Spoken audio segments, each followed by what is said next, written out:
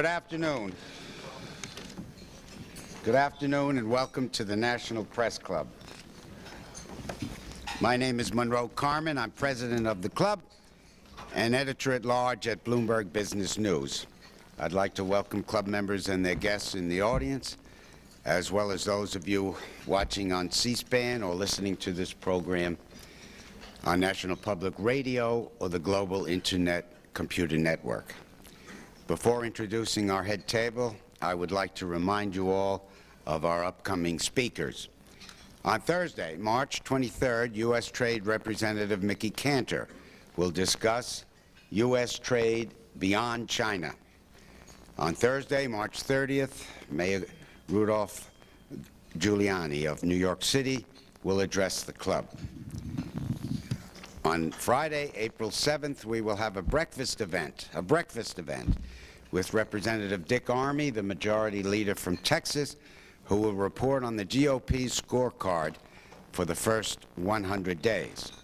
Also on Friday, just to have an opportunity to give equal time, at lunch, House Minority Leader Richard Gephardt has been invited to give the Democratic view of the first 100 days. Transcripts and audio and videotapes of Press Club luncheons are available by calling 1-800-500-9911. That's 1-800-500-9911. If you have any questions for our speaker, please write them on the cards at your table, pass them up, and I will ask as many as time permits. I'd like to now introduce our head table and ask them to stand briefly when their names are mentioned. From your right, Richard Burke of the New York Times, Beth Schwinn, Hearst Newspapers, Rick Dunham, Business Week, Michelle Kay, Austin American Statesman, Craig Hines, Washington Bureau Chief, Houston Chronicle, Carl Lubsdorff, Washington Bureau Chief, Dallas Morning News, Larry Neal, Press Secretary to Senator Gramm.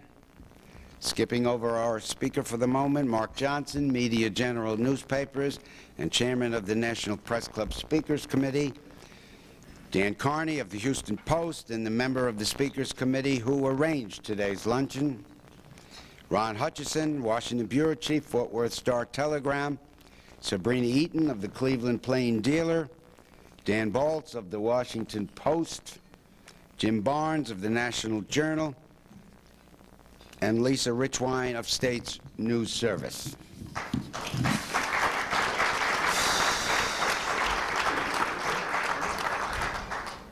Our guest today is Senator Phil Gramm of Texas.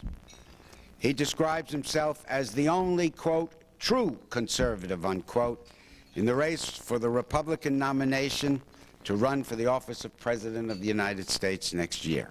What is a true conservative? Well, we know something of how Senator Gramm defines the term.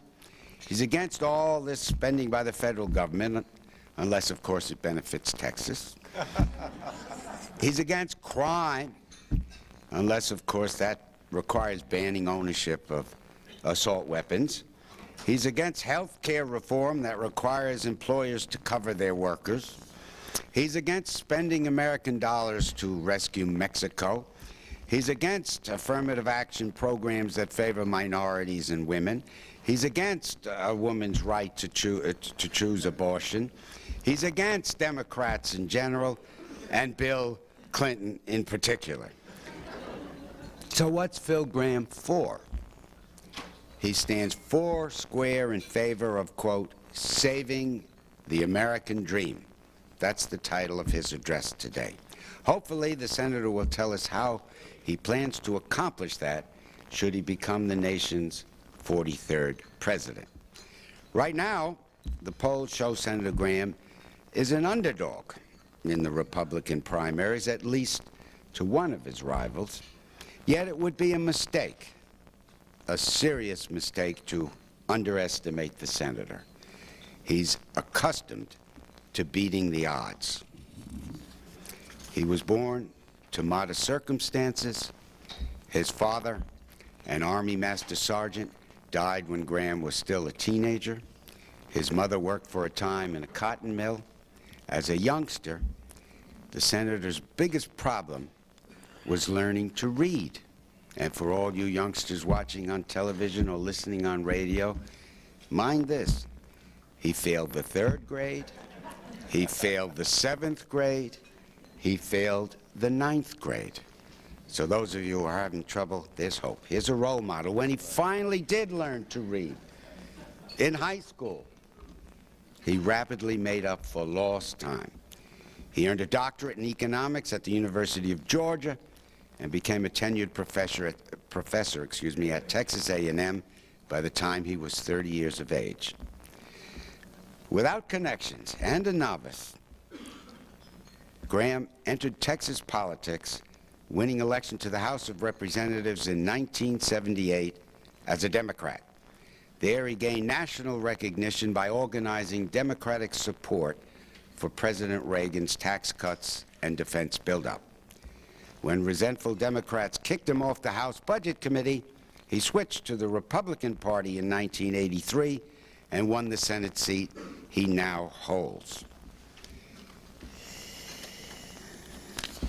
Senator Gramm's political success can be attributed, at least in part, to his down-to-earth campaigning style. I told you I was going to get this in, right? Representative Sonny Bono of California credits his own election to the House to his observation of Senator Gramm on the campaign trail.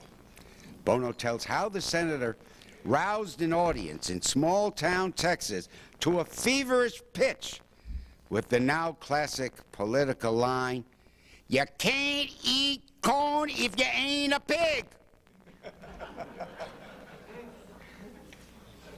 Neither Bono nor I understands what that means, nor I suspect does Senator Gramm. But it worked. Senator Gramm also is an acute political observer. He was here at the press club last fall before the November election, and in a debate with Senator Gramm of Florida, Senator Gramm of Texas accurately predicted that the Republicans would take over both houses of Congress. He was right. Ladies and gentlemen, I'm proud to present the dreamer from Texas, Senator Phil Gramm. Thank you, Bud. Thank you. Terrific. Thank you, Bud.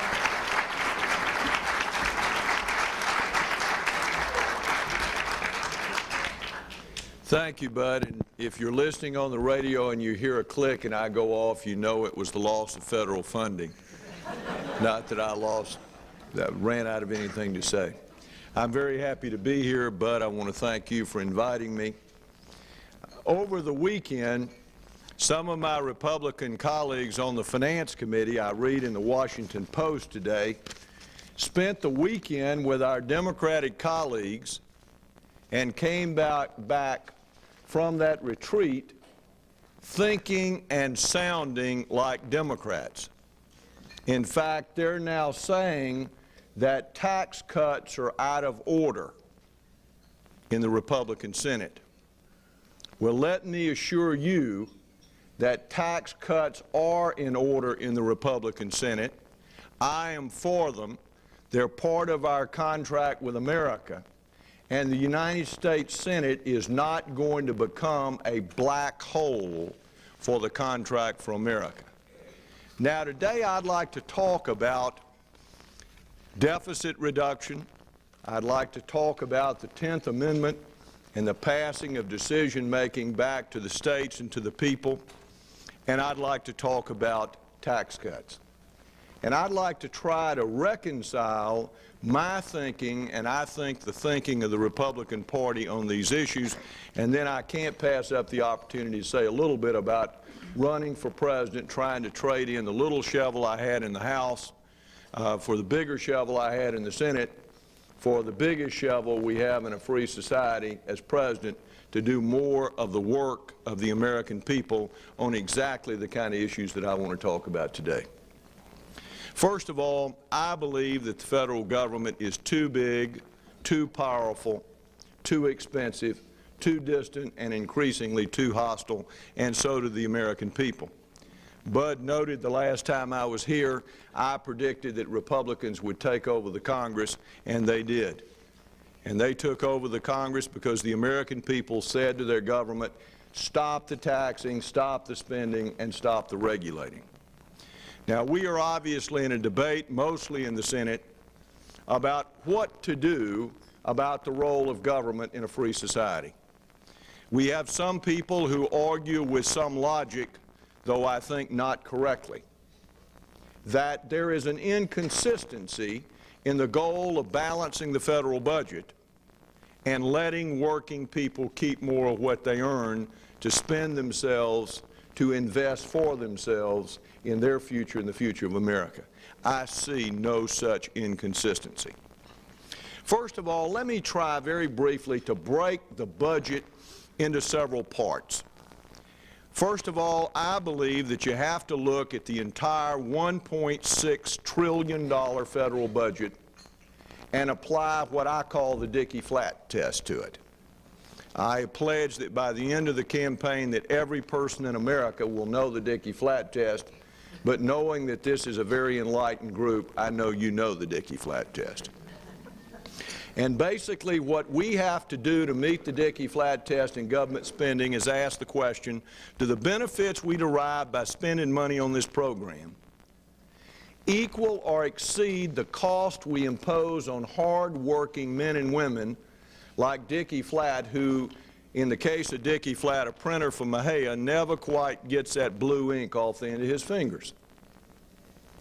Now, I have said now in Congress, both in the House and the Senate, that I believe that much of what the federal government does not meet the Dickey-Flatt test. Since we round to the nearest $50 million in the budget, we tend to lose the cold reality that behind every dollar we spend is a hard-working American man or woman who worked hard for that money and who probably would have spent it better if they got to keep it.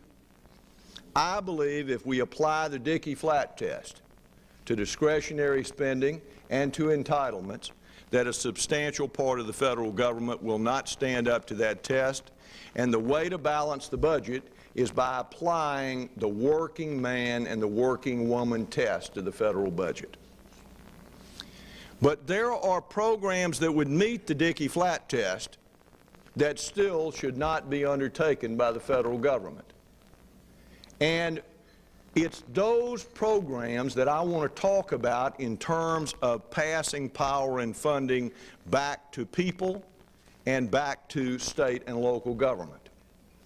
I believe that expenditures on education meet the Dickey-Flatt test. Not every expenditure, not every program, but in general, my argument is not that America is spending too much on education. Now, I certainly would argue we are not spending the money we spend on education very wisely, but mostly because of who is doing the spending. Virtually every Republican candidate for president has come out for eliminating the Department of Education. Now, I'm not absolutely certain what they mean, but let me tell you what I mean. I'd like to take the $32 billion we spend on the Department of Education and terminate federal involvement in education and take half that money and give it to parents with a tax credit per child so that families can keep more of what they earn to invest in their own children, in the education of their children, in their own family, in their own future. And the reason I would like to do that is that I believe families are better decision-making units than the federal government in making decisions about the education of their children. Now, I don't diminish the fact that there are many federal bureaucrats in Washington who love our children. It's only I find when I visit with them personally, they never know our children's names. What I want to do is to pass power and decision-making back to families. And the first type of tax cut, as it's called, in the contract with America is not really a tax cut in the following sense. We're talking about cutting spending in areas where the federal government is spending the family's money on the family's behalf for the family's benefit. In 1950, the average American family with 2 children sent 1 out of every $50 it earned to Washington, D.C. Today, that family is sending $1 out of every $4 it earns to Washington, D.C. So obviously, the federal government is doing more on behalf of American families, spending an ever-increasing share of their income.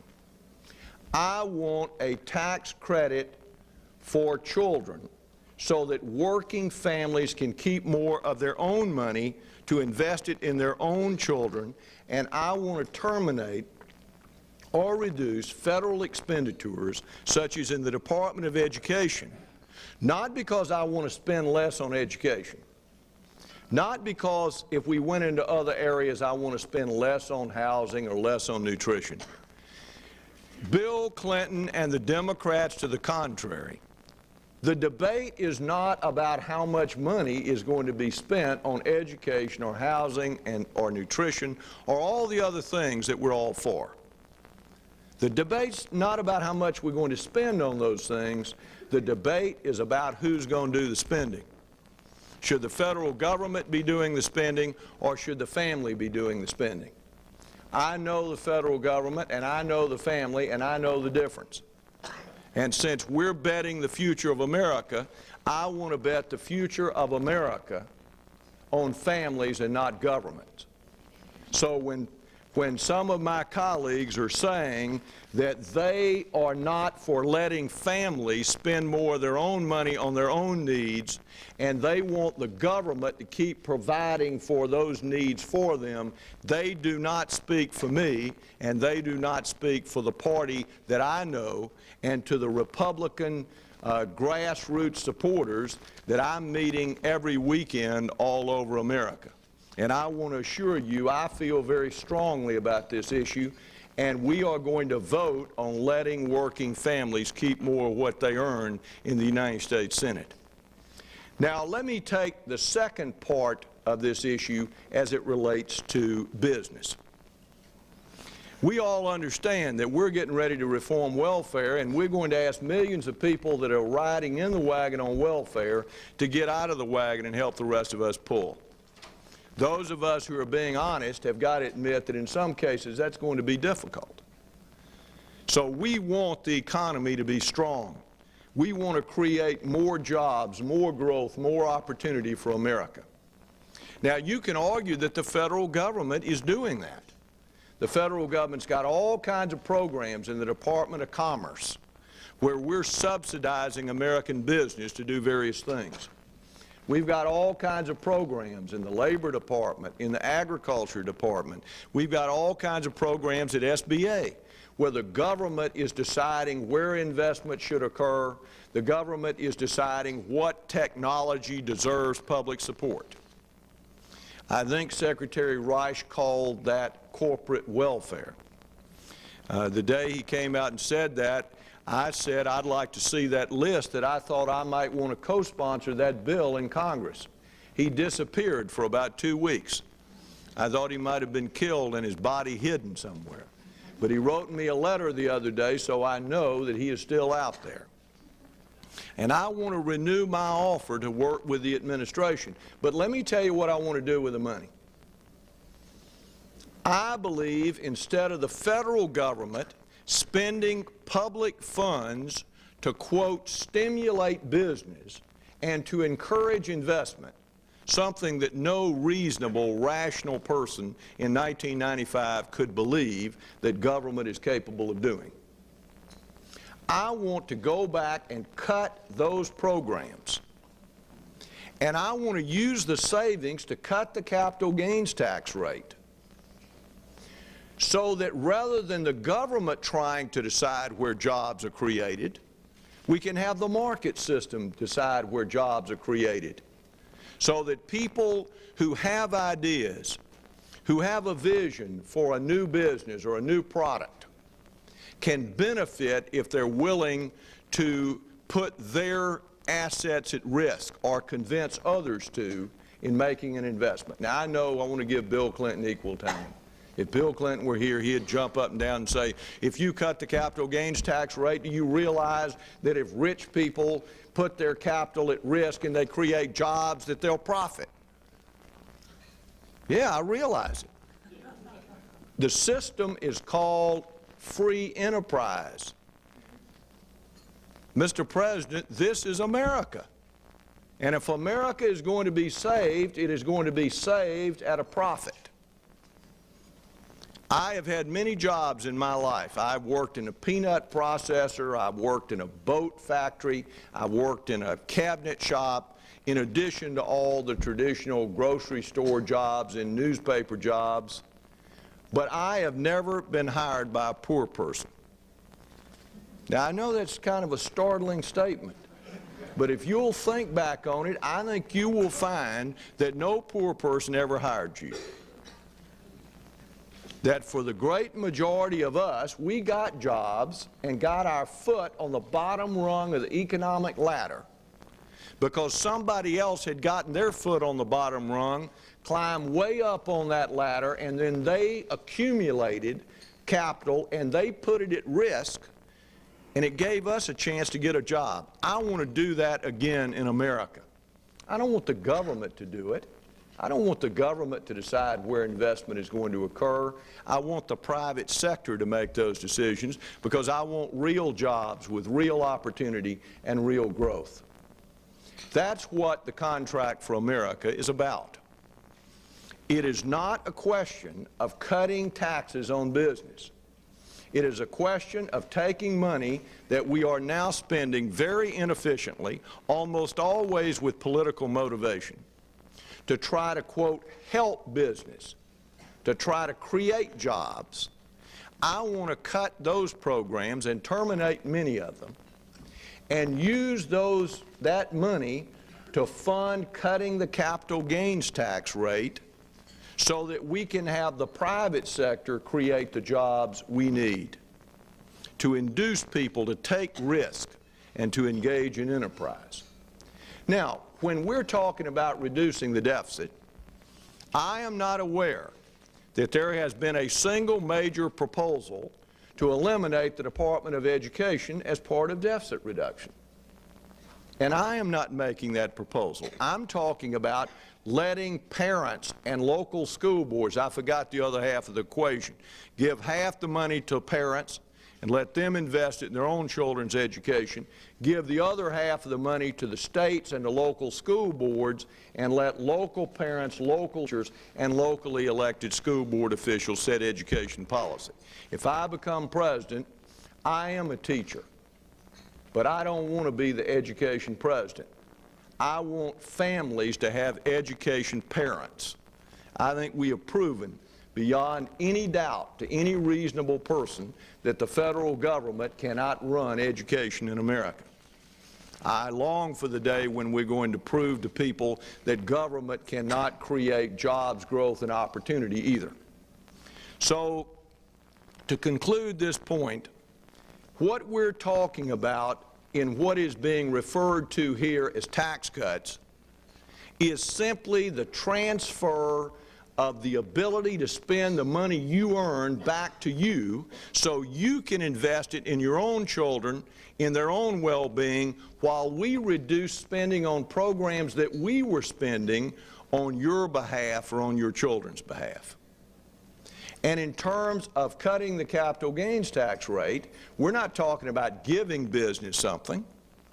We're talking about taking away from business the special privilege that comes from corporate welfare and from subsidies that often make no sense, and then reducing tax rates on capital gains so that industry and agriculture have incentives to make investments. Finally, let me sum up by trying to say in two different ways, it's really two sides of the same coin, why I'm running for president.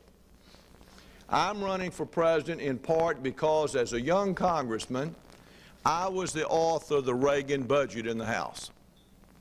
That budget cut spending, rebuilt defense, and mandated the 1981 tax cut, and therefore played a role in creating 20 million new jobs and winning the Cold War. I'm running for president because I want to finish the Reagan Revolution. I'm also running for president because I believe if we don't change the policy of our government, if we don't change it soon, And if we don't change it dramatically, in 20 years we're not going to be living in the same country that we grew up in. I think whether you look at crime or illegitimacy or the deficit or the tax burden or the breakdown of the traditional values that made America great to begin with and have sustained it for over 200 years, you've got to reach the frightening conclusion that we're either going to change the way our government does our business or we're going to lose the American dream. That's the bad news. The good news is we're not asking government to do anything that is any harder than the decisions that are made every day in American business and in American households.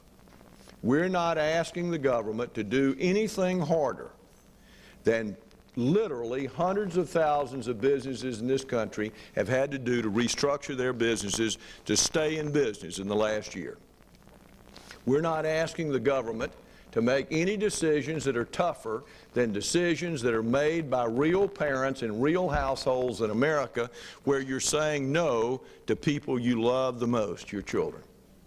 The difference is that families and businesses in America live in the real world where you have to make tough choices, where you have to say no. Our government has not lived in the real world in 40 years, and if I become president, that's going to change. Let me stop and throw it open. I'd be very happy to try to answer any questions.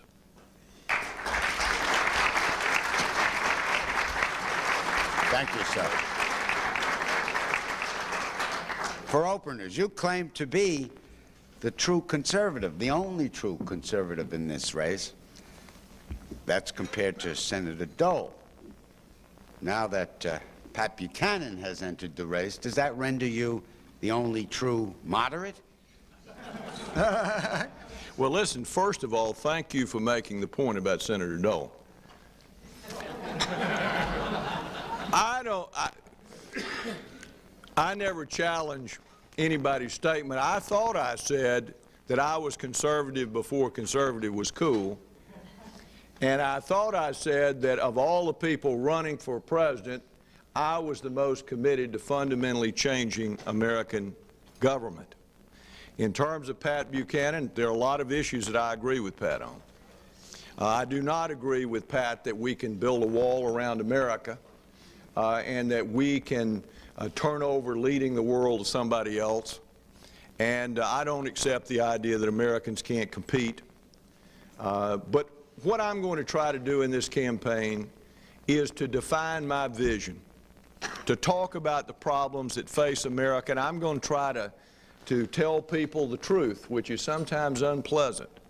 I'm going to try to define a vision of how we solve these problems in practical terms that people can understand and believe in and hopefully support. And I'm going to try to convince people that I'm tough enough to get the job done and that I have a record to prove it. Finally, one of the things that ultimately happens in a campaign, and quite frankly it ought to happen more often.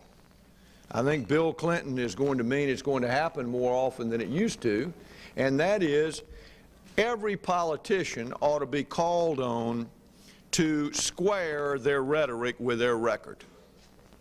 And I think when we get to the point in the campaign when people are looking at our records on everything from taxes and spending to health care and to quotas, I think when people look at my record and they listen to my rhetoric, that they're going to see that the two are the same, and I think that's going to benefit me. Well, let's take a Pat Buchanan position first. Do you agree with his idea to station the National Guard on the border to keep out illegal immigrants, and do you favor a nationwide Proposition 187 as they had in California? But why you got all those questions down there about that would help me, and you're asking me these tough questions. That's to get you softened up. Okay. First of all, had I been in California, I would have voted for Prop 187 because the people of California didn't have the ability to deal with a problem at its source. As president, and quite frankly, as a member of the Senate, I have the ability to deal with the underlying problem. That's why when I became chairman of Commerce State Justice, I came out and said that I will cut other programs to make it possible for me as chairman to double the size of the Border Patrol.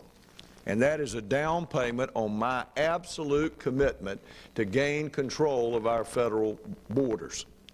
Now, I think anybody who is saying let's put the National Guard on the borders doesn't understand that when you put the National Guard on the borders, you have to pay them.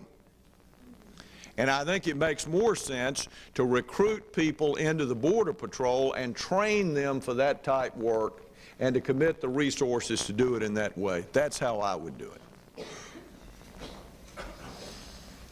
A question on the contract with America's tax cuts.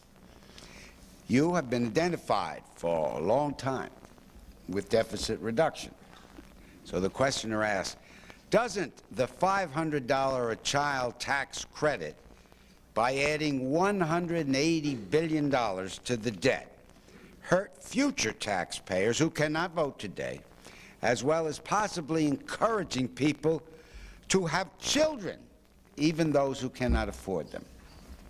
Well, first of all, the tax cut, as you're calling it, would go only to people who are working and paying taxes. And if they want to have more children, God bless them, because we need people to pull the wagon and we need people to steer it, and we're looking for good leadership and good people and people who espouse the basic values of working people in America. Now, in terms of this tax cut, the whole contract, which includes all the business tax cuts, repealing the Social Security tax increase of the Clinton administration, eliminating the earnings test for Social Security, both of those provisions I strongly support. The whole contract is $187 billion. Remember, we're spending $1.6 trillion a year. But I go back to my point. Number one, I'm not proposing letting people keep one nickel that we don't stop spending.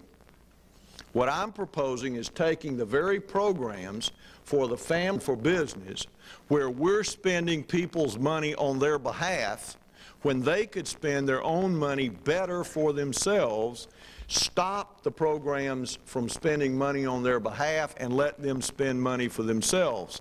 These are not programs in general that we're talking about cutting to balance the federal budget to reduce the deficit. So I see basically three changes needed in the budget. Number one, cut government spending, period. Number two, reduce programs where government is spending money on behalf of the family for legitimate purposes, but let the family spend their own money on their own behalf for those same legitimate purposes, and let businesses have the right to make their own investments and to benefit from those investments rather than getting government subsidies. And finally, we have another set of programs where the program could be conducted more efficiently by state or local government, so rather than the federal government doing it, pass the funding back to the level of government that can do it best and let them do it. Congress must pass a debt limit increase again later this summer. Do you plan to propose attaching some sort of budget reform legislation to that, a so-called Gramm-Rudman 4, if you will? I don't know. Rudman, I don't know whether I'll include Rudman's name on it or not. Depends on how nice he is to me in his new book. If you're listening, Warren, be warned. Yes, I intend to mend the debt ceiling. I mean, when I first came to Congress, the first debate I was ever involved in, and I was involved in it sort of inadvertently. I got up to speak before I thought about the consequences of it.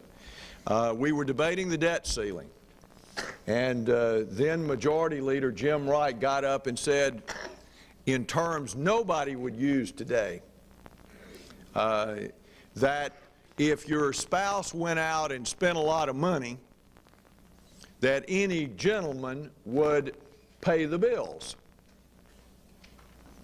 Well, I thought there was an obvious response to that, and so I got up and said, well, you know, people would pay their bills, But there's one other thing they would do that we never do, and that is they'd sit down around the kitchen table, they'd get out the credit cards, they'd get out the butcher knife, they'd cut up the credit cards, they'd write a budget, and they would make sure that the same thing didn't happen to them next month. And every time we pass one of these debt ceilings, we give the same lecture about you got to pay your bills, but we don't ever chop up the credit cards, we don't ever write a budget. And so I got up and opposed the debt ceiling, and sure enough, we defeated it, and I never got out of the doghouse with the Democratic leadership until I became a Republican. Years later and many confrontations after that. So what better time to get out the butcher knife and go after the credit cards than when the bill collector is at the door? It is the logical time to try to do these things, and I can pledge to you this debt ceiling will not pass without us going back and either adopting a balanced budget amendment to the Constitution or beginning to limit the growth in the public debt. Shifting to welfare, where do you stand on welfare payments for children of unmarried mothers under the age of 18? I think illegitimacy is one of the great problems that we face. I think the explosion of illegitimacy in our big cities, over half of all the children born in our big cities are born out of wedlock. Today, if the current trend continues in 20 years, illegitimacy will be the norm and not the exception in America. And I think it's something we've got to deal with. I'm very concerned about a welfare system that rewards people for having more children. I believe we have an obligation to try to take care of, help, nurture, and find a place pulling the wagon for people who, for children who are already born. I think, however, if we want to love our country 20 years from now, we are going to have to change this system so that we do not give women who conceive additional children more money for doing it. We help the child, but we don't help the people who made that decision. And I know that's hard. And I know that there are 1,001 horror stories that you can write about, that you can find that are real. You don't have to make them up. But the point is, can anybody say the current system is working? Can anybody say the current system is more compassionate? Can anybody say that the current system really is a stepping stone to real equality and opportunity in America? I think the answer to that's no. So it's not that this transition is going to be easy. It's not that any new program is going to be perfect. But it's that we are seeing the systematic destruction of our country by the current system, and it has got to be changed. Do you see any middle ground between advocates and opponents of affirmative action? Are there any circumstances, in your view, under which affirmative action requirements should be retained? Let me first say, Bud, that I never use the term affirmative action. And I never use it because I don't know what it means. If by affirmative, and I think that when Lyndon Johnson put it in his first executive order, he used it because nobody knew what it meant. If by affirmative action you meant working to see that everybody gets a chance to get on the playing field of life and use their God-given talents, I'm for it. If you mean outreach to see that people get a chance to compete, I'm for it. Certainly, I am absolutely committed to knocking down every barrier to free and fair competition in America. And if I become president, there will never have been a president who is more committed to strict enforcement of the civil rights laws than I will be. But I am opposed to quotas, and I am opposed to set-asides, and so help me God, if I become president, they're going to end in America. And they're going to end in America because they are fundamentally wrong. There is only one fair way to decide who wins, and that's merit. There's only one way in America to decide who gets the promotion, who gets on the editorial board, who gets to go to work for the Fort Worth Star-Telegram. And the way to do that is to do it on merit. And it is more important in America than in any other country in the world, because it's not our skin or our blood, it's our hearts that make us Americans. And we cannot let people be judged based on the group they're in. That's unfair. They have to be judged as individuals based on their merit. And this is a fundamental principle to me, and I don't see a middle ground on this principle. Middle ground is unfairness.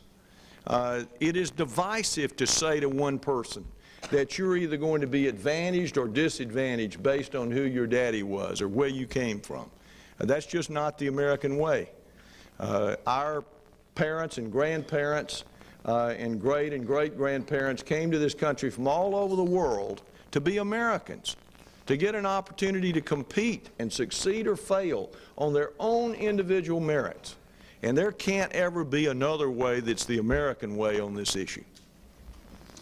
Will you try to repeal the ban on assault weapons? And do you own one? Well, first of all, I think Bob Dole's beaten me to the punch on this. I do not support gun control. I believe gun control does not work, and I submit to an impartial world the experience of the District of Columbia, where I'm standing. If gun control worked, this would be the safest spot on the planet. It is the murder capital of the world. Why? Because I'm without punishment in the District of Columbia. If you murder somebody in the District of Columbia and you're one of the few who is apprehended and convicted, you're going to serve on average 5 years and 6 months in prison. No wonder there's so many murders in the District of Columbia. You give me 10 years in prison without parole for toting a pistol when you're committing a violent crime or a drug felony, 20 years for discharging it, and the death penalty for killing somebody, and I'll stop this violent crime wave. But taking away people's right to own guns violates the Second Amendment of the Constitution. Depends on how you define assault weapons as to whether I own one. I own lots of shotguns. I own rifles. I'm a hunter, sportsman, and I want everybody in America to be if they want to be. If they don't want to be, if they want to lose an important part of their life, that's okay.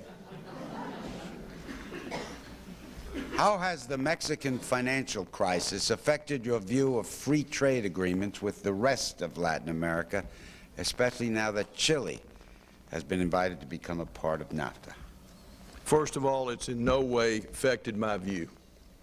The problem in Mexico has to do with the fact that they don't have an independent monetary authority, that in the build-up to their election they started printing a lot of money. They had an explosion in prices, and the value of the peso went down, as any freshman student in economics anywhere in America would have predicted. So NAFTA had nothing to do with irresponsible government in Mexico. The lesson is, even with an enlightened trade policy, you still need a good government. I am for Chile coming into NAFTA, and let me, in an era when others are retreating, make it very clear. I want a free trade agreement that goes from the Arctic to the Antarctic. I want every person living in any hut, in any village in the Americas to have the freedom to go to work and produce something and sell it anywhere else in the Americas without government interference, as long as it is a legal commodity. A member of the audience says, in a fundraising letter that I received from Senator Specter, who is also trying to win the Republican presidential nomination, he claims that the Republican Party is targeted to be taken over by the extreme right-wing groups called the religious right. Do you think that is a serious possibility? Well, I hope whoever got this letter got a letter from me and they threw Orleans away and they sent me a check. If you didn't, give me your name and address after the meeting and I'll send you one of my own letters. What is happening all over America is that people who hold to the traditional values of faith and family are discovering that the Democratic Party of today has turned its back on them. And as a result, they are turning their backs on the Democrats. Now, the Democrats can't very well say, well, look, we've lost the confidence of the American people, because they've discovered that we're taking their money to buy votes for ourselves through government. I mean, they can't very well do that, and I don't blame them. That kind of honesty would be out of character, and it would be very harmful to them. So I understand why they're not saying it, but they got to have an excuse. And the excuse is, well, something must be wrong with the Republican Party if people who hold to the traditional values of family and faith are becoming Republicans and rejecting Democrats. Nice try. And maybe they've convinced Arlen, but they hadn't convinced anybody else. Quite frankly, the people who are being called extremists in many cases are simply talking today the way my mother talked when I was growing up. And as I look back on my life, the failings I've had have not come from listening to my mother's advice. They have come from not listening. Normally, after I got hit upside the head by a 2x4, not by my mother, but by hard experience, I started listening. But traditional values are important for America. Now, I don't want Bill Clinton imposing his values on you. I don't want to impose my values on you. But I don't want the government trying to change your values through welfare and through tax policy. As I said, you have a reputation for being an astute political observer. Here's a question. Please give us your analysis of California Governor Pete Wilson's expected entry into the race. And do you think a pro-choice candidate can win the GOP nomination? Well, first of all, I'm sure that the entry of any candidate affects every other candidate. I personally do not see Pete Wilson's entry into the campaign having much effect on me. I think there are a lot of issues that will determine the outcome of the primaries and the caucuses that will ultimately decide a Republican winner. I hope and believe that I'm going to win, and therefore, by definition, I have concluded that Pete Wilson probably is not going to win.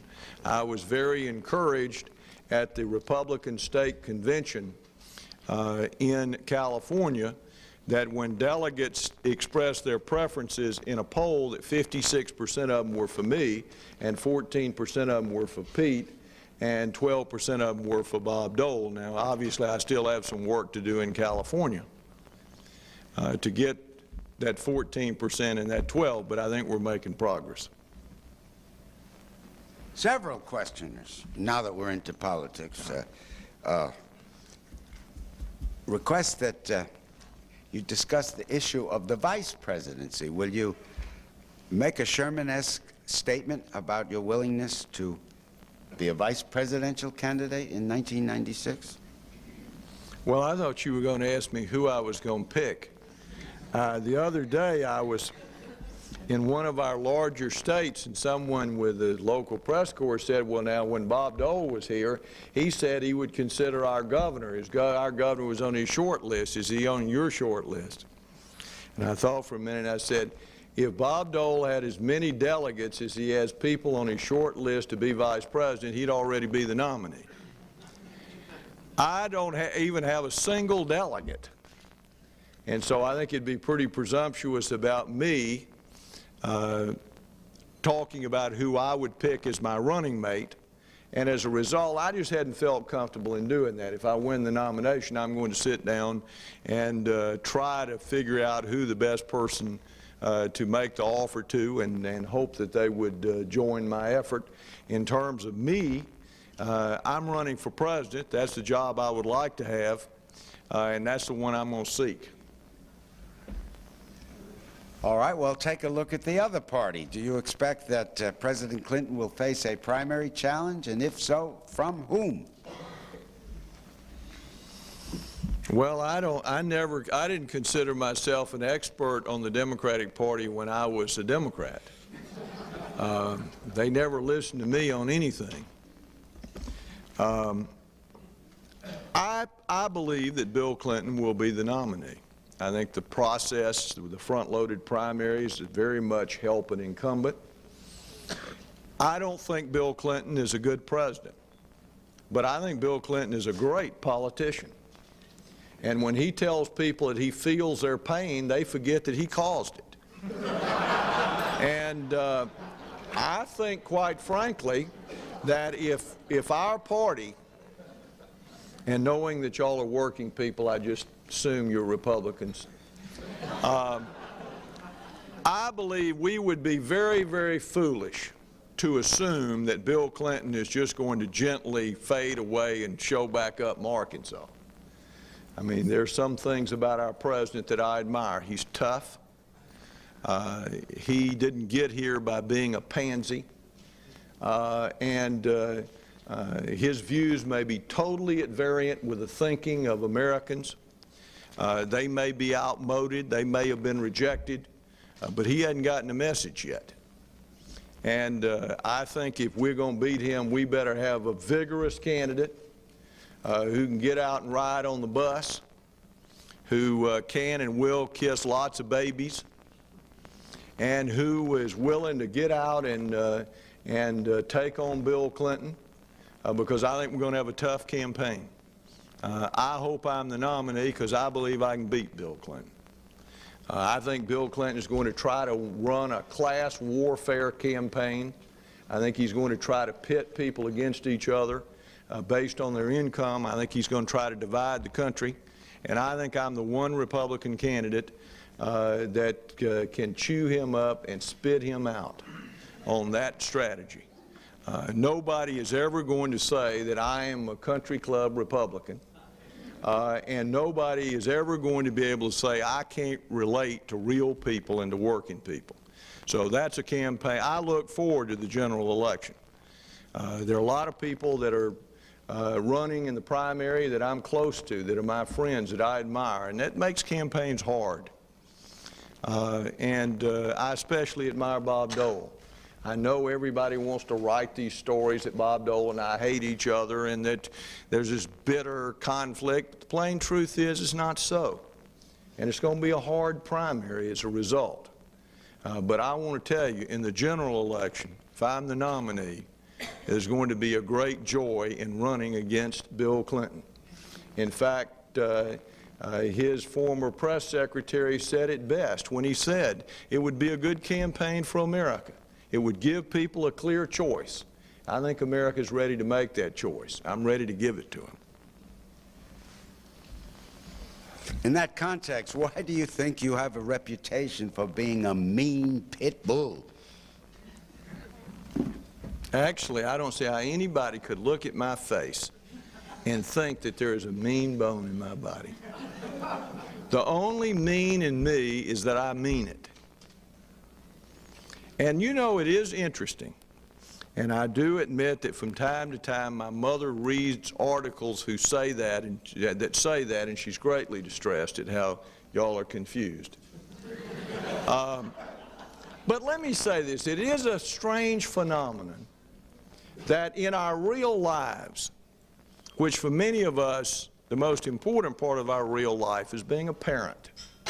In our real lives, we say no most to people we love most, our children. And it's part of doing the things that you know you have to do because you do love your children. And it's an interesting phenomenon that while that is a characteristic that is important and is a critical part of the most important undertaking in the country, parenting, that somehow if you say no in your public life, that you're mean. When Bill Clinton wanted to tear down the greatest health care system the world had ever known, I had a lot of colleagues in the Senate who thought, boy, we ought to cut a deal with Bill Clinton because this thing's popular, it's going to pass, and if they're dead bodies, they could be ours. I stood up and said no on health care. It wasn't popular. There were some people, I'm sure, even in the Senate, Republicans, who thought it was mean. But I thought it was the right thing to do, and by the time the debate was over, so did the American people. Before we get to the final question, I have a couple of gifts for you. First, a certificate of appreciation for being with us today. We thank you very, very much. Secondly, a National Press Club coffee mug to keep you awake and also to collect funds if you need it for your campaign.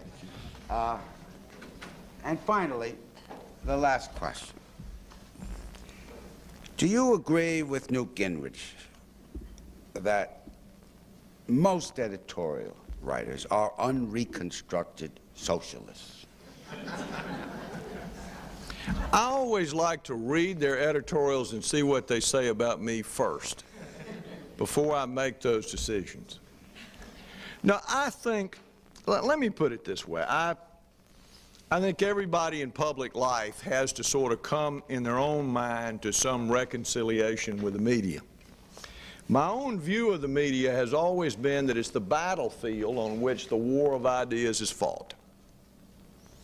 When I was coaching little boy football, we often had bad officiating, not because people wanted to be bad, but because all the good officials were in the NFL or in the Southwest Conference.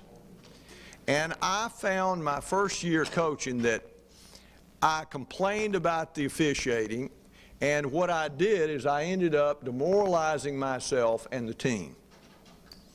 And so second year I was a little wiser, and so I tried to figure out the officiating, if there was any pattern to it, and then adjust the game plan to it.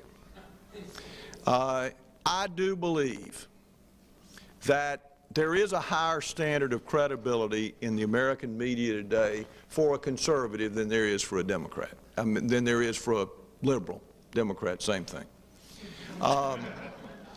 And I see it simply as a result of the fact that if somebody agrees with me, I find them more credible easier. And clearly, there are many people who go into journalism and historically have gone into journalism as crusaders, and crusading has meant more government. The interesting phenomenon is that 20 years from now, when some other poor devil is here giving this speech, that probably the people who have gone into journalism will be people who think like I do, who wanted to crusade for freedom, and they're going to be saying, I have these great ideas about how government could make better decisions than you could make, but these guys in the media are all biased and they won't give me a fair shake. Let me make a final point. I never ask for fairness from the media, only mercy. Thank you very much. Thank you, Senator Gramm, for being with us. Thank you all for being with us, and good afternoon. Larry, if you'll tote my stuff.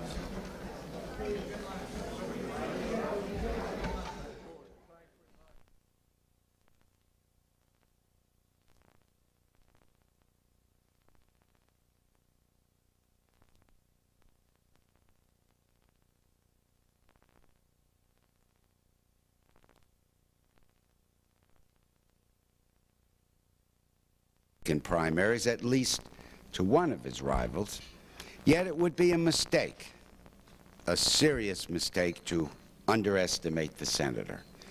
He's accustomed to beating the odds. He was born to modest circumstances. His father, an Army Master Sergeant, died when Gramm was still a teenager. His mother worked for a time in a cotton mill. As a youngster, the senator's biggest problem was learning to read.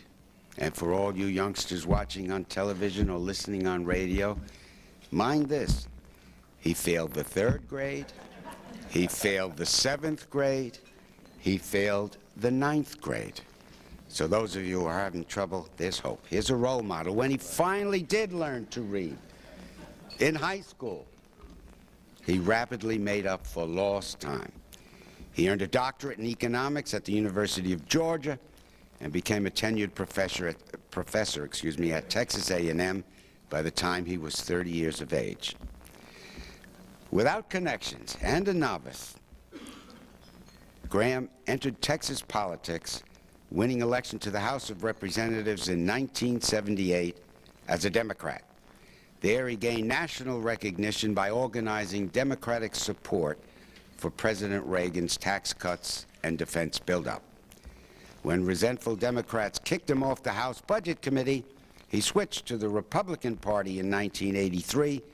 House Minority Leader Richard Gephardt has been invited to give the Democratic view of the first 100 days. Transcripts and audio and videotapes of Press Club luncheons are available by calling 1-800-500-9911. That's 1-800-500-9911. If you have any questions for our speaker, please write them on the cards at your table, pass them up, and I will ask as many as time permits. I'd like to now introduce our head table and ask them to stand briefly when their names are mentioned. From your right, Richard Burke of the New York Times, Beth Schwinn, Hearst Newspapers, Rick Dunham, Business Week, Michelle Kay, Austin American Statesman, Craig Hines, Washington Bureau Chief, Houston Chronicle, Carl Lubsdorff, Washington Bureau Chief, Dallas Morning News, Larry Neal, Press Secretary to Senator Gramm. Skipping over our speaker for the moment, Mark Johnson, Media General Newspapers and Chairman of the National Press Club Speakers Committee, Dan Carney of the Houston Post and the member of the Speakers Committee who arranged today's luncheon, Ron Hutchison, Washington Bureau Chief, Fort Worth Star-Telegram, Sabrina Eaton of the Cleveland Plain Dealer, Dan Baltz of the Washington Post, Jim Barnes of the National Journal, and won the Senate seat he now holds.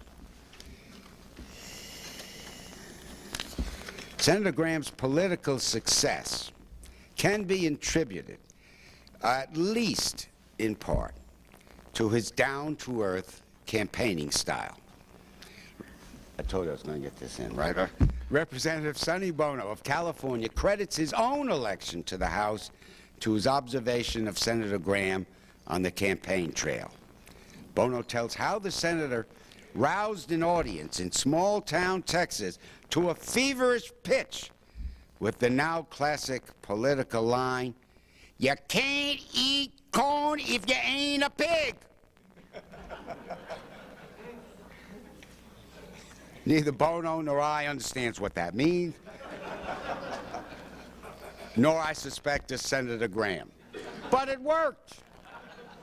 Senator Gramm also is an acute political observer. He was here at the Press Club last fall before the November election, and in a debate with Senator Gramm of Florida, Senator Gramm of Texas accurately predicted that the Republicans would take over both houses of Congress. He was right. Ladies and gentlemen, I'm proud to present the dreamer from Texas, Senator Phil Gramm. Thank you, bud. Thank you. Terrific. Thank you, bud.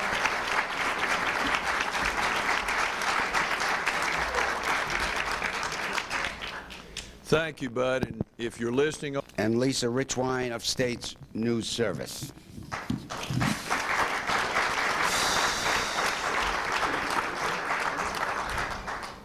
Our guest today is Senator Phil Gramm of Texas.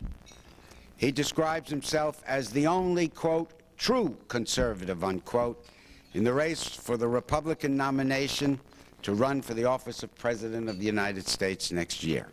What is a true conservative?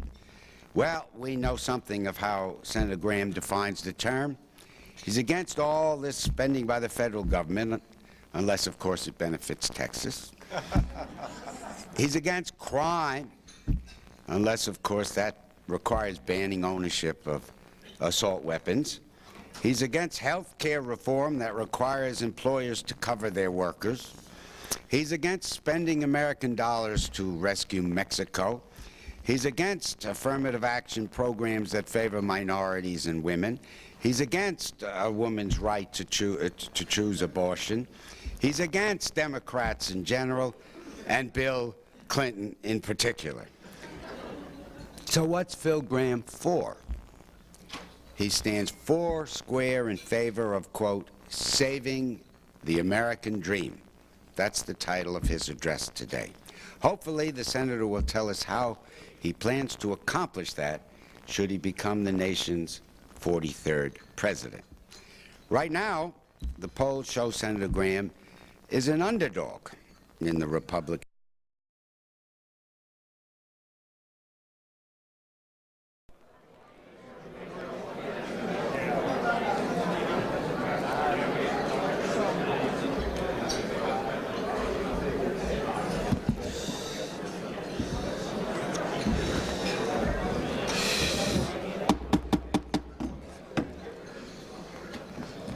Good afternoon. Good afternoon and welcome to the National Press Club. My name is Monroe Carmen. I'm president of the club and editor-at-large at Bloomberg Business News. I'd like to welcome club members and their guests in the audience, as well as those of you watching on C-SPAN or listening to this program on National Public Radio or the Global Internet Computer Network. Before introducing our head table, I would like to remind you all of our upcoming speakers. On Thursday, March 23rd, U.S. Trade Representative Mickey Cantor will discuss U.S. trade beyond China. On Thursday, March 30th, Mayor Rudolph Giuliani of New York City will address the club. On Friday, April 7th, we will have a breakfast event with Representative Dick Armey, the majority leader from Texas, who will report on the GOP's scorecard for the first 100 days. Also on Friday, just to have an opportunity to give equal time, at lunch,